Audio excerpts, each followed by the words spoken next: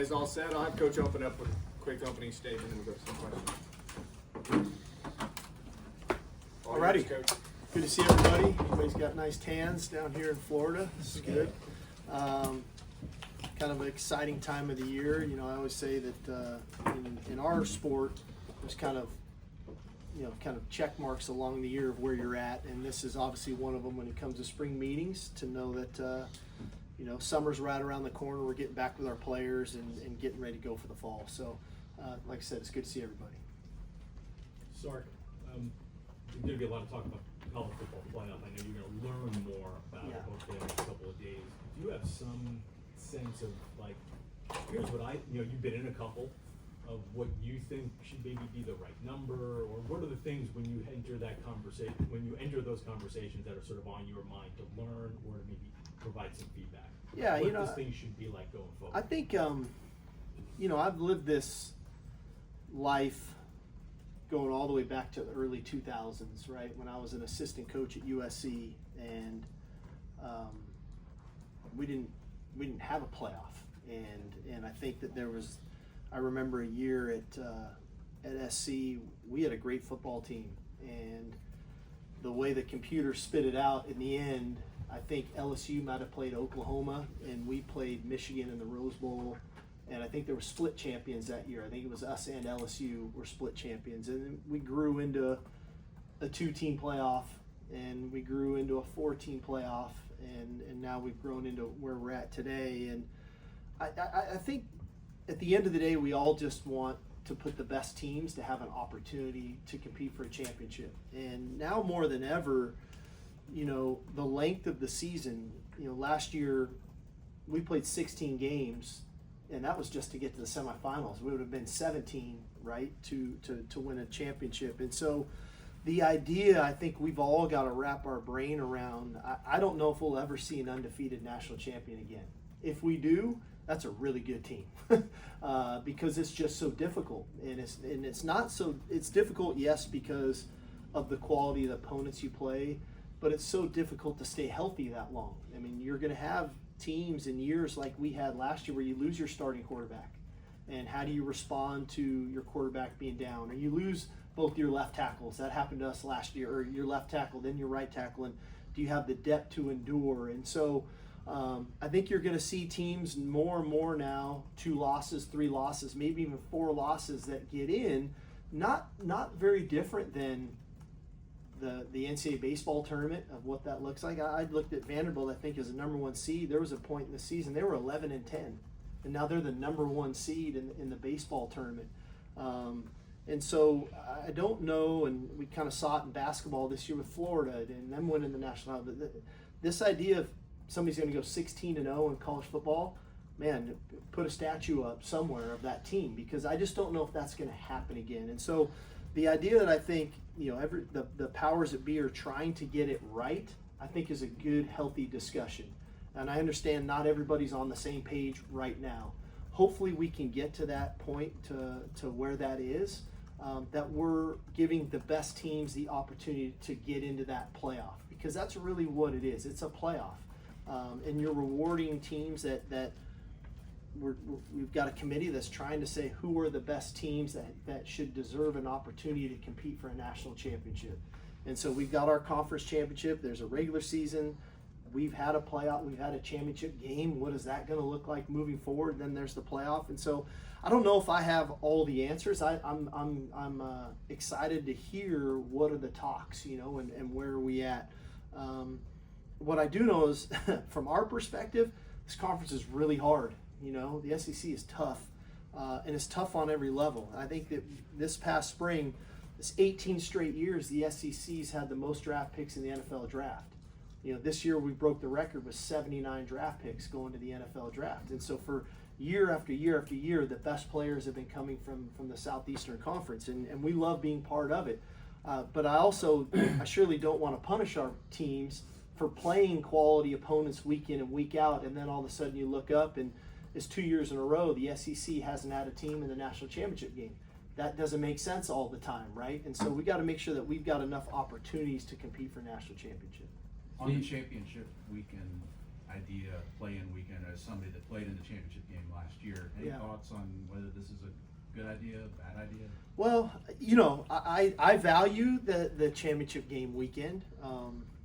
Like I said, I've been in this conference. This is now going to be my 5th year, 3 as an assistant and now 2 as a head coach. And it means something to win an SEC championship. And anybody that tells you it's diminished, they're lying. It means a lot. It means a lot in our building, and I'm sure in everybody else's building, to those players. And so I think one of the challenges of that is, in a lot of other sports, they have a regular season champion and then they have a conference tournament champion. We don't have that in football. Last year we were a 7-1 team at the end of the regular season. I think Georgia was 6-2, and there was a few 6-2 teams.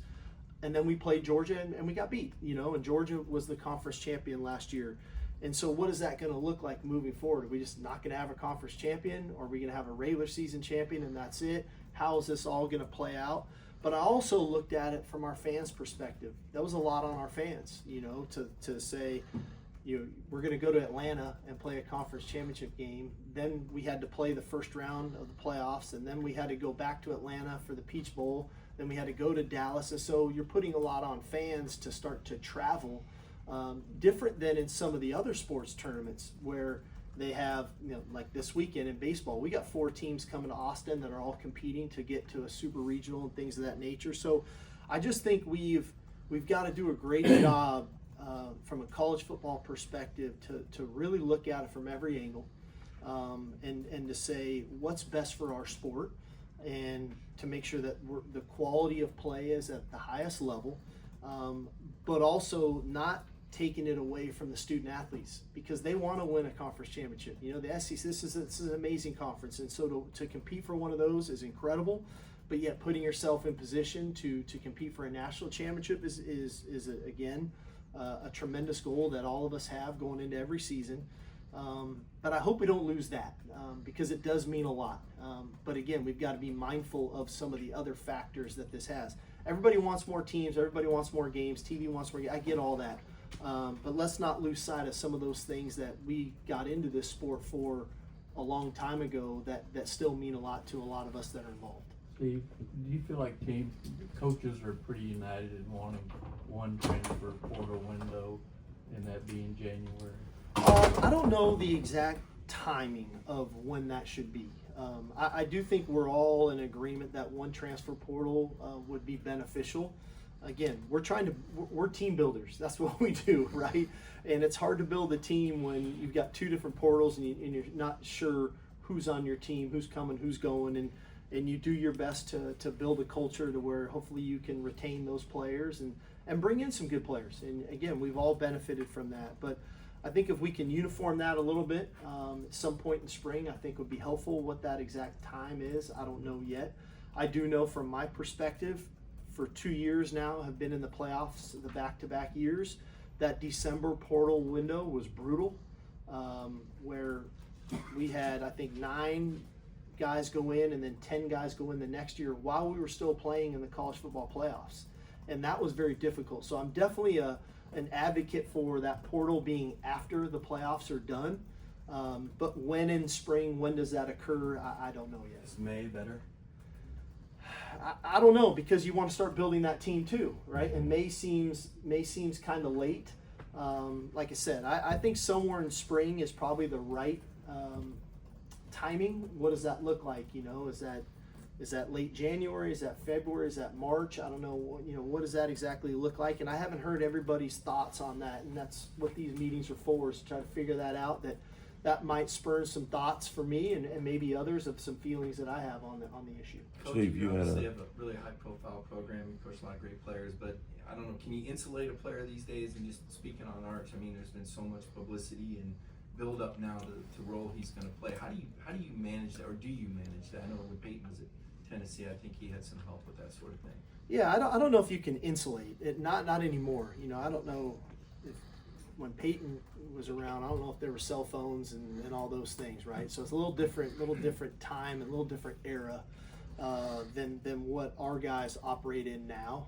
You guys all didn't have Twitter accounts back then either, and you didn't report instantaneously.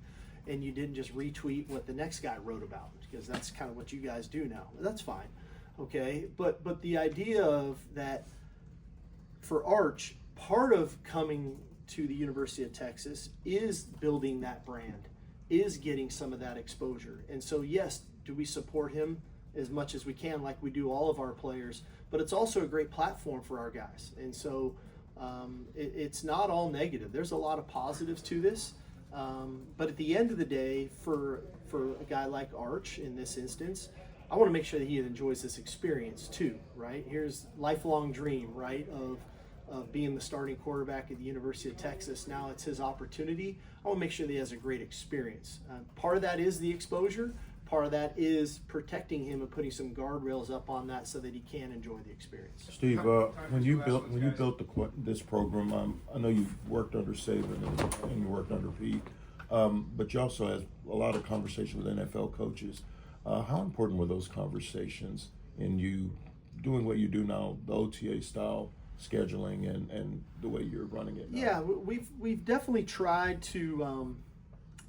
I've been fortunate. I think in our era of coaching, you could probably say, Nick Saban, Pete Carroll are two of the top 3, maybe 4 coaches in my era of a young coach growing up in our profession. And so I was very fortunate that way. So I've got, great experience that I definitely lean into. But I also think that we have to forever evolve, and we have to continually adapt to the new player, the new times, the new regiment, the new things that are put on our players' plates, and what's best for us. It's easy to do what you've done before. That's the easy thing to do, and sometimes it's more difficult to step outside of the box and to get a little bit uncomfortable and to maybe start to do things a little bit differently, having your team's best interest in mind. And that's what we've tried to do while we were here, all the while not losing sight of what's our foundation and what's our program built upon. And so we take a lot of pride in that of okay, where is college football headed? What does it look like in the NFL? And what are they doing now? And what does their product look like? And where do they feel like in the NFL they wish they could be a little bit better? And then how do we combine those two things to do what's best for us? We're still a developmental program, different than the NFL. We still, I had 21 high school kids in spring practice this year that are still trying to figure out, what is a stance, right? So we're developing differently than they are in the NFL. So just to say, just be just like they are in the NFL, probably not realistic, but there's components to the NFL that we can start to tap into that I think would serve our players better long-term, not only this season, but throughout their career.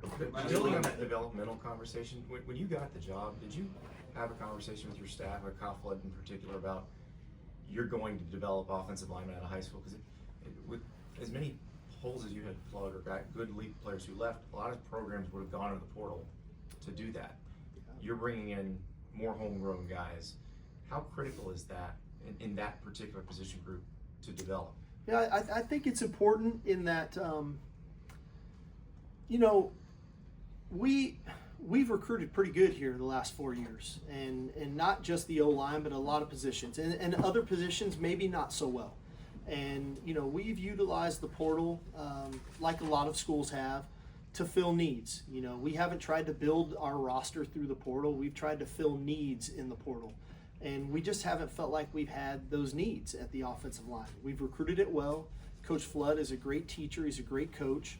We've got good continuity in that room. We've got good leadership in that room. And so I think one of the natural things, I was asked this earlier, people are going to say, oh, we're going to be a young football team this fall. We're not necessarily young. We just got some new faces. Guys who have been in our program, who've been working on their craft, who have been developing, and now it's their opportunity. They're not necessarily young. These are guys in their 3rd and 4th years in our program that now it's their time to compete and to show what they're capable of doing. And part of that for us is to live through maybe some of the growing pains that we just don't have the continuity that we've had the last couple of years. But there's still a lot of good players that if we felt like they weren't good enough, maybe we would have gone into the portal. But we felt like we had more pressing needs that we needed to address, and that room was going to be good enough for us to compete at a high level. Thanks, Coach. Thanks, Steve. Appreciate it.